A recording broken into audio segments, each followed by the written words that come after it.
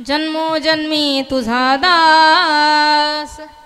जगद्गुरु तुकोबाराय म्हणतात, देवा पहिली गोष्ट तर मी मागणार नाही आणि मागितलं तर स्पष्ट रूपाने नाही, पण जर द्यायचं असेल तर एवढी इच्छा माझी पूर्ण कर. मला प्रत्येक जन्मामध्ये तुझा दास बनव, एवढी माझी अपेक्षा आहे. या ठिकाणी आम्ही मालक होण्याचा नेहमी प्रयत्न करतो. आता बघा रेल्वे माहिती का तुम्हाला? ओ दमानेकर मंडळी, हां दमाना जन तुम्हाला गाव ना, हां म्हणतं याद पडे गे मला एक सांगा, रेल्वे तुम्ही पाहिली असेल, पुढे इंजिन असतं, मागे डब्याला डबे डब्याला डबे डब्याला डबे असे 100 डबे असतात. बरं त्या 100 डब्यांना महत्व आहे का एका इंजिनला महत्व आहे? इंजिनला महत्व आहे. बरं तुम्हाला जर कोणी सांगितलं तुम्हाला डब्बा बनायचं का इंजिन बनायचं, काय बनणार? इंजिन बनणार. समजा तुम्ही एखाद्याच्या घरी काम करतायत किंवा एखाद्या ऑफिसमध्ये काम करतायत, किती दिवस दुसऱ्याच्या बॅगा उचलायच्या? आपल्याला पण वाटतं आपलं प्रमोशन झालं पाहिजे, आपल्याला वाटतं एक दिवस आपण पण बॉसच्या खुर्चीवर बसलं पाहिजे. म्हणजे माणसाला प्रपंचामध्ये प्रत्येक ठिकाणी प्रमोशनची अपेक्षा आहे, मालक बनण्याची इच्छा आहे. कवय म्हातारा आणि कवय चाब्या म्हणत आबा माहिती, म्हणजे तीर्थयात्राला जाई असं म्हणणं आहे. बरं माले, तुम्ही वेगळाच अर्थ काढणार. अजून घर असो, प्रपंच असो, कोणता का वेळ असे ना किंवा कोणती का परिस्थिती असे ना, माणसाला नेहमी आपल्या प्रमोशनची अपेक्षा आहे. पण या अभंगामध्ये तुकोबाराय भगवान परमात्म्याकडे दास्यत्व मागतात. बरं का दास्यत्व मागतात? त्याच्या मागचं अजून एक कारण आहे. जर मालक श्रेष्ठ असेल तर श्रेष्ठ असणाऱ्या मालकाचा दास बनायला काहीच हरकत नाही. मग मालक कसा असावा? उदार असावा, मालक स्वतंत्र असावा आणि मालक तुमचं माझं हित करणारा असावा. जगद्गुरु तुकोबाराय स्वतंत्र अशा भगवान परमात्म्याला शरण गेले, ज्याला कधीच कुणाचा आश्रय घ्यावा लागत नाही असा सच्चिदानंद रूपाय विश्वोत्पत्त्यादि हेतवे तापत्रय विनाशाय श्रीकृष्णाय वयम नमः, त्याला शरण गेलेत.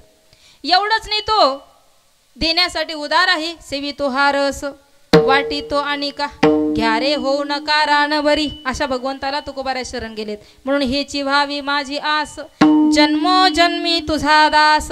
तुम्ही म्हणाल महाराज आम्हाला मागण्याचा अधिकार नाही का? अहो तुम्हाला सुद्धा मागण्याचा अधिकार आहे. पण ऐका, कोणाला मागण्याचा अधिकार आहे? बँकेत कोण जातं? ज्याची शिल्लक जमा आहे, बरोबर आहे ना? ज्यासना लाडकी बहीणना पडी जायला येतस त्यासनीच तडे गर्दी करू, बरोबर आहे ना? महिला मंडळ या महिना ना काही उन्हात नाही वाटतं, अजून काही यावतच नाही आते. बापरे असं म्हणू नका ना महाराज, फार अवघड आहे. बरं आमच्या महिला मंडळाचा एवढा भारी हिशोब असतो ना, आतापर्यंत 7.5 किती किती हजार पडले बरोबर का 9?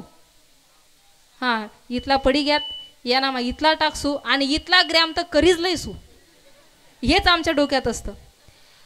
गंमत अशी सज्जनो, ज्या पद्धतीने आम्हाला जर मागण्याचा अधिकार आहे तर आमची पात्रता काय पाहिजे. ज्या पद्धतीने लाडकी बहीण योजनेची आता पात्रता काढली, ज्यांच्या घरात 4 व्हीलर आहे, ज्यांचं स्लॅबचं घर आहे, जे गव्हर्नमेंट सर्व्हिसला आहेत, ज्यांच्या नावावर 5-10 एकरापेक्षा जास्त जमीन आहे, त्यासले काय आता भेट आहोत. इंडिकेटर लागू येतात ते आमना. अगदी त्याच पद्धतीने जसं गव्हर्नमेंटमध्ये नियम असतात की मागण्याची पात्रता निवडली जाते, तसं भगवंताच्या दरबारामध्ये सुद्धा मागणाऱ्यांची सुद्धा पात्रता निवडली जाते. असं नाही की कुणी यावन देवाला नमस्कारावान सगळं मागून मोकळं, अजिबात नाही. जर तुमची त्याच्याविषयी श्रद्धा असेल, तुमचा जर नामजप अखंड चालत असेल, तुम्ही जर सदैव सत्कर्म करत असाल, तुमच्या आयुष्यात जर साधू संतांची सेवा घडत असेल, तर तुम्ही जरी नाही मागितलं तरी तुमच्या अकाउंटला तो सुखसुविधा टाकतो म्हणजे टाकतो. एवढा सुंदर न्याय भगवंताचा, एवढी सुंदर अशी शैली भगवंताने आपली बनवली न्याय व्यवस्थेची. म्हणून या ठिकाणी जगद्गुरु तुकोबाराय म्हणतात की मागण्याचा तर सगळ्यांचा अधिकार आहे. मागतो मी पांडुरंग फक्त एक दान, मागतो फक्त एक दान, मिळे जाणे बोलियसे मिळे जाणे बोलियसे. काय सज्जन हो किंवा हे चिदान देगा देगा तुझा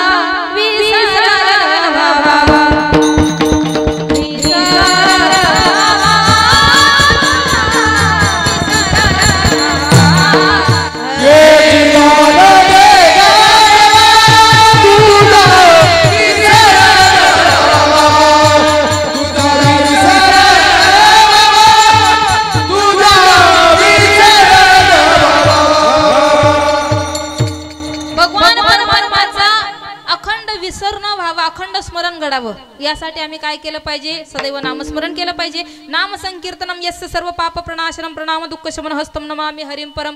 त्या नामापरते तत्व नाहिरी अन्यथा वाया अनेक पंथा जाशील जनी किंवा यत्फलम नास्ति तपसा न योगेन समाधिना तत्फलम लभते सम्यक कलौ केशव कीर्तनात.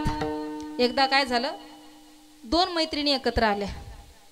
कमीत कमी 20 वर्षानंतर त्या भेटल्या असतील. इथून जवळ तुम्हाला बाजाराचं गाव कोणतं, धुळेच ना. हां धुळ्याला एक होती कापडण्याची आणि एक होती दमाण्याची. अशा 2 जण धुळ्याच्या एका प्रसिद्ध साडीच्या दुकानावर भेटल्यानंतर एकमेकाला पाहिलं, थोडी ओळख झाली, एकमेकाला पाहून हसल्या आणि हसल्याबरोबर लगेच दुसरी म्हणे काव गुड्डी तू कधी, तिसरी म्हणे काव पिंटी तू कधी. असं अगदी, कारण बालमैत्रिणी होत्या त्या. एक ठिकाणी आल्या, जवळ बसल्यानंतर गप्पा करता करता तुला किती मुलं, कोणत्या गावाला दिलं, किती वर्ष झाले आपली भेटच नाही, असं तसं खूप खुश झाल्या बिचाऱ्या. आणि बोलता बोलता तेवढ्यामध्ये आपल्या धमाण्याच्या मुलीने कापडण्याच्या मैत्रिणीला विचारलं, म्हणे तुला एक विचारू का. काय म्हणे, का ग 20 वर्षापूर्वी तू जशी होती तशी जी म्हणे आज पण एकदम चवळीच्या शेंगसारखी, एकदम मस्त स्वतःची बॉडी अगदी छान मेंटेन ठेवली तुने. मी दक म्हणे कशी टरबूज ना ग तू चालू, काय उपाय काय करते म्हणे तू. हिने सांगितलं म्हणे बघ बाई, उपाय काय जास्त विशेष नाहीये. सकाळी 7 वाजले की टीव्ही ऑन करायचा, रामदेव बाबाचं लावायचं आणि रामदेव बाबा तिकडून जसे बोलतात तसं करायचं. म्हणे का ग सकाळी 7ला मला कुठे टीव्ही पाहायला वेळ. म्हणे पाहू नको, काम करत जा ना ऐकत जा, आणि जसं सांगितलं तसं करायचं.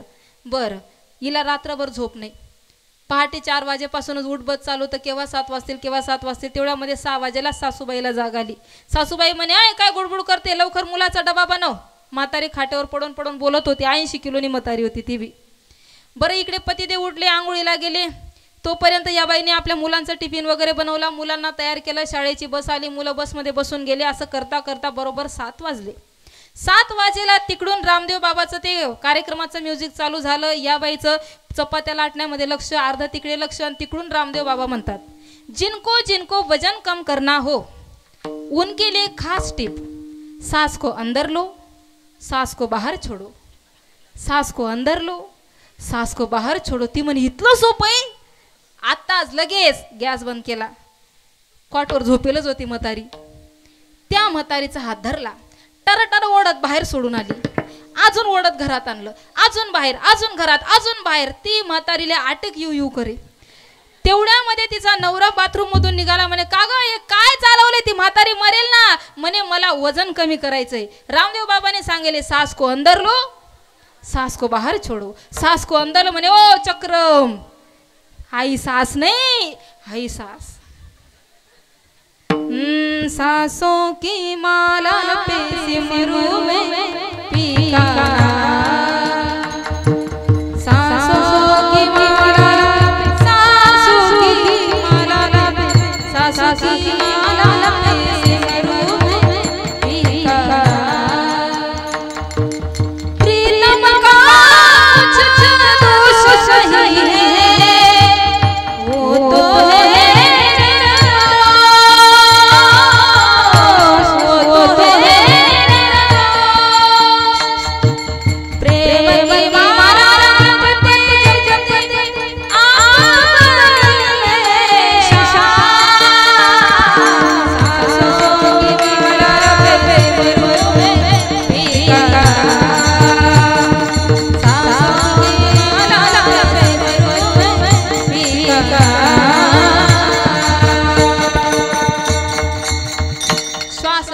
पर नाम जपो दूजा श्वास न खोय, ना जाने इस श्वास की आवन होय ना होय. पुन्हा ज्ञानोबाराय सांगतात ज्ञानदेव मौन जपमाळंतरी, ज्ञानदेव मौन जपमाळंतरी.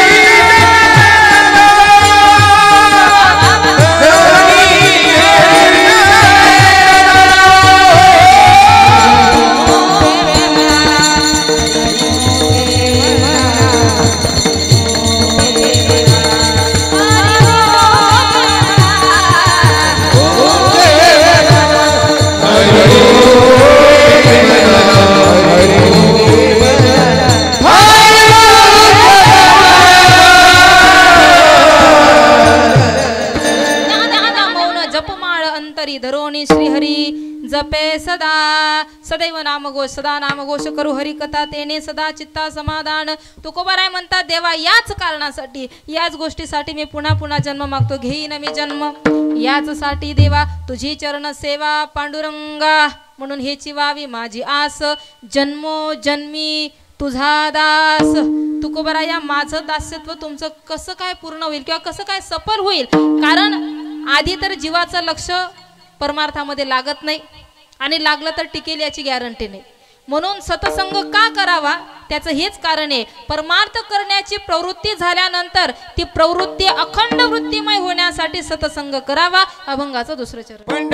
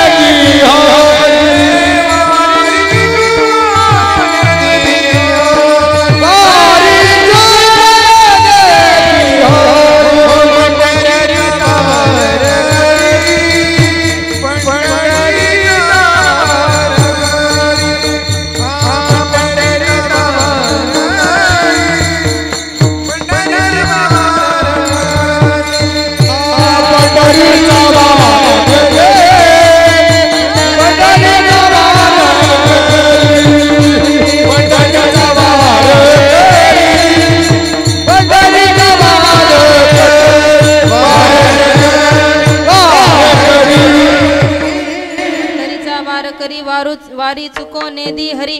भगवान म्हणतात तुकोबराया जर तुम्हाला जन्मोजन्मी माझं दास्यत्व अपेक्षित असेल तर तुम्हाला अखंड वारी करावी लागेल.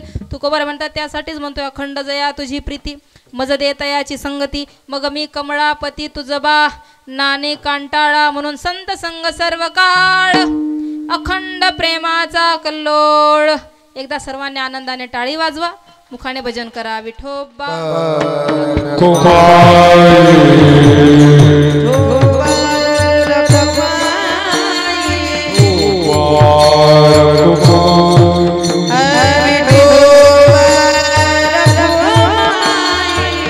हरि जय जय जय जय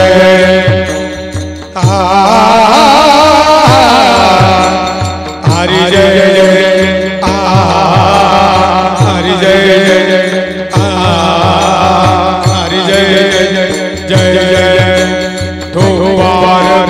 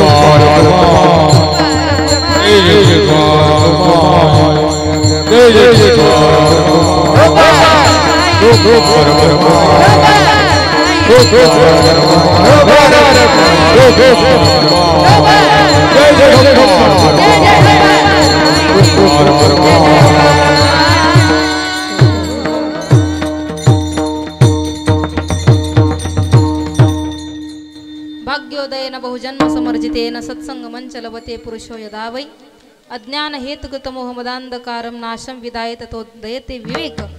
सज्जनो या ठिकाणी मोठ्या भाग्याने अनंत जन्माच्या पुण्याने सतसंग प्राप्त होतो.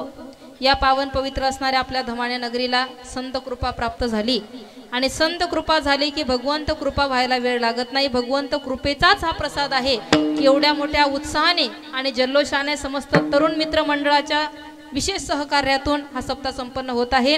एकदा जोरदार टाळ्या पुन्हा या मंडळासाठी झाल्या पाहिजे. त्या ठिकाणी जगद्गुरु तुकोबाराय भगवान परमात्म्याकडे जे मागणं मागतात ते स्वतःसाठी नाही तर तुमच्या माझ्यासाठी मागतात. कारण त्यांना मागण्याची गरज नाही, ते स्वतःच मुक्त आहेत.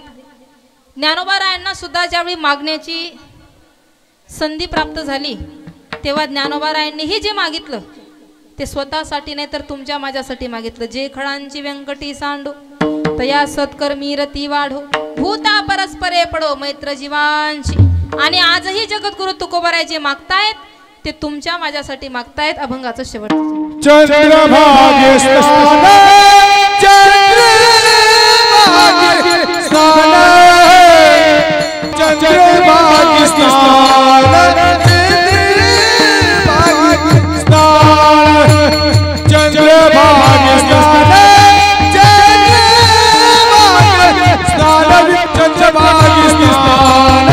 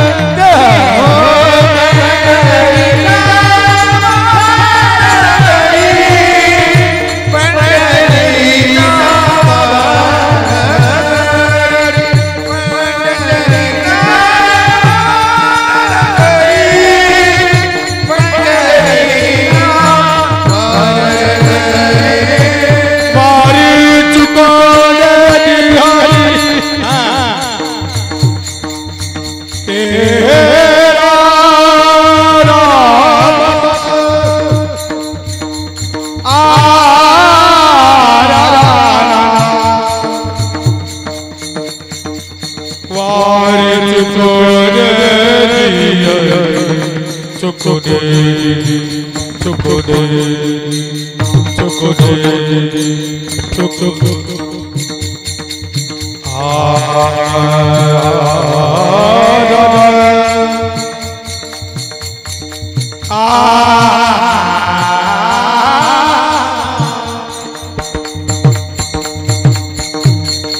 वारी चुको दे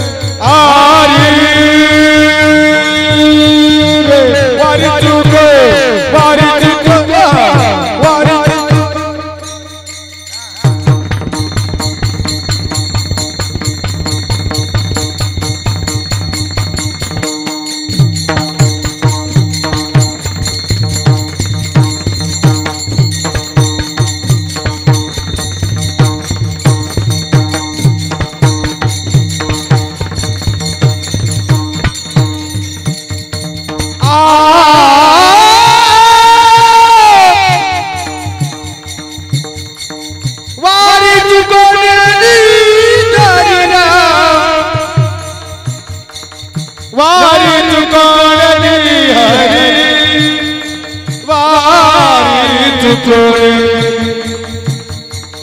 चुकोने दीवारी वारी चुकोने दीवारी पंडारी तो पंडारी पंडारी तो पंडारी बाबर परिवार वारी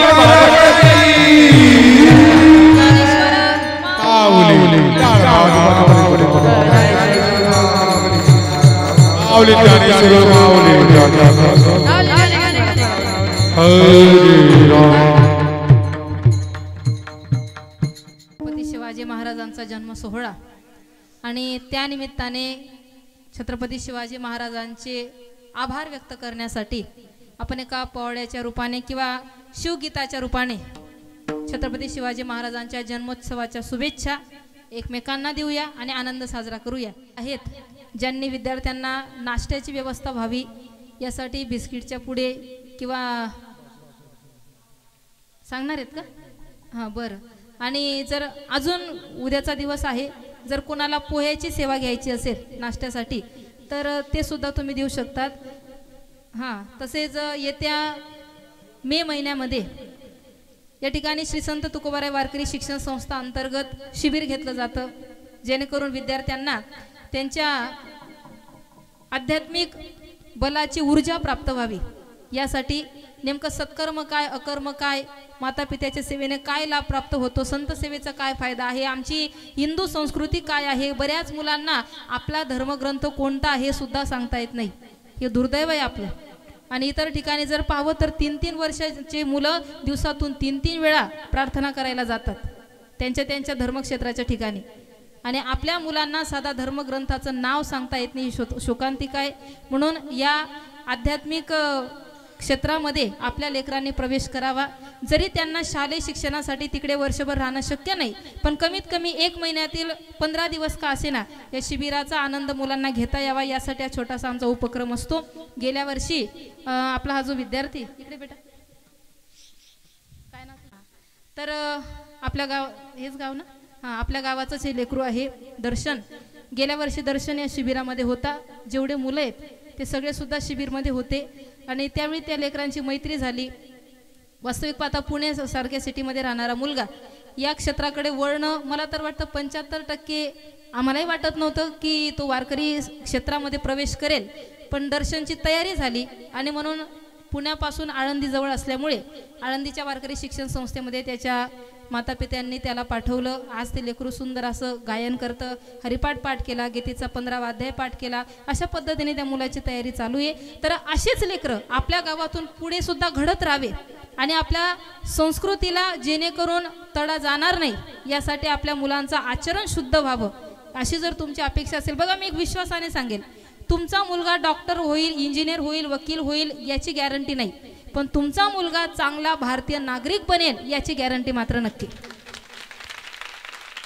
आणि म्हणून या सर्व गोष्टींचा विचार केला असता या येत्या मे महिन्यामध्ये जे काही शिबिराचं आयोजन आम्ही करणार आहोत, तर त्या शिबिरसाठी काही अन्नदाते तयार झालेत आपल्या गावातून. जवळजवळ 100 विद्यार्थ्यांचं टार्गेट आमचं असतं. तर त्यानुसार अन्नदाते या ठिकाणी तयार झालेत. त्यांच्याविषयी काय चर्चा झाली मला माहीत नाही. भाऊसाहेब कुठे आहेत?